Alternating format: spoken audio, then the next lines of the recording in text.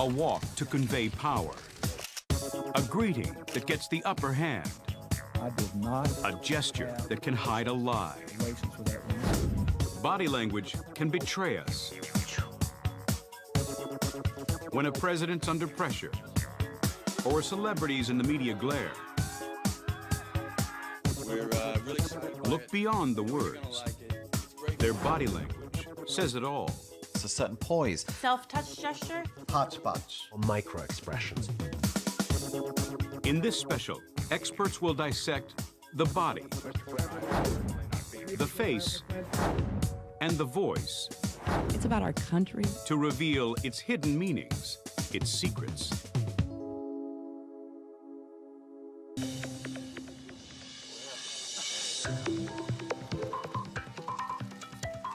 At this Camp David summit, President Bush is the host to visiting Russian President Vladimir Putin.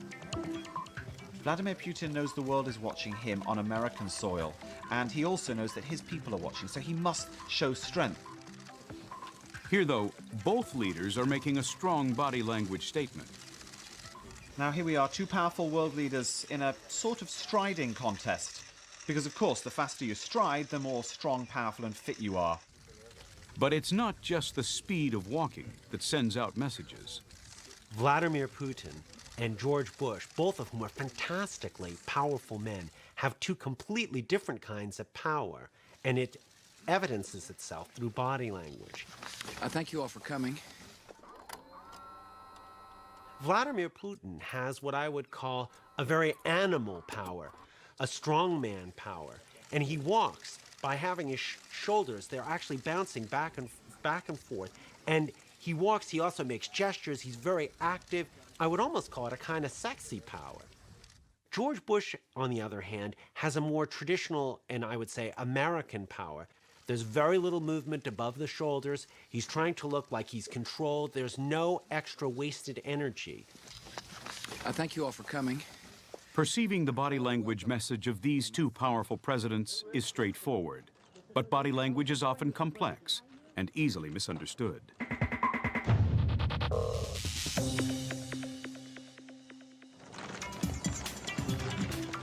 Here, President Clinton leads Israeli and Palestinian leaders Ehud Barak and Yasser Arafat out before the press during peace negotiations.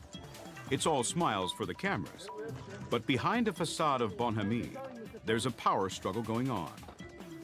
Clinton jokingly explains that none of them will take any questions.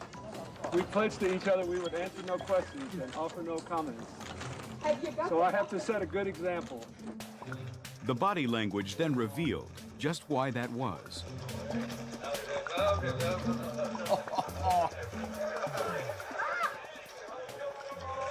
Oh my. Wow. Wow. Almost a physical fight. Many viewed this apparently lighthearted tussle as a sign that Arafat and Barak were getting on well. Think again. There is a great meaning behind who goes through the door first. Now, of course, you know, here in the West, letting someone through the door first doesn't really matter. It's polite, maybe. But in the Middle East, it has significant cultural impact. The host, the power person, says, I'm in control. I'll help you through the door. I'll show you the way. Thank you. Thank you. Throw in the fear and tension present in most Middle East negotiations, and suddenly the desire of both Arafat and Barak not to go through that door before the other starts to make sense. This is a classic example, in an extreme way, of how the last man through the door is the winner. So Barak reaches for Yasser Arafat. Arafat literally grabs his arm, moves around, and starts waggling his finger at Barak, Barak then uses it as an opportunity, like a wrestling match, to move around to actually be behind Arafat, and then literally grabs Arafat, who holds him by the arm, and shoves him through the door bodily. So you've got fear and power struggle showing in big, bold body language movements.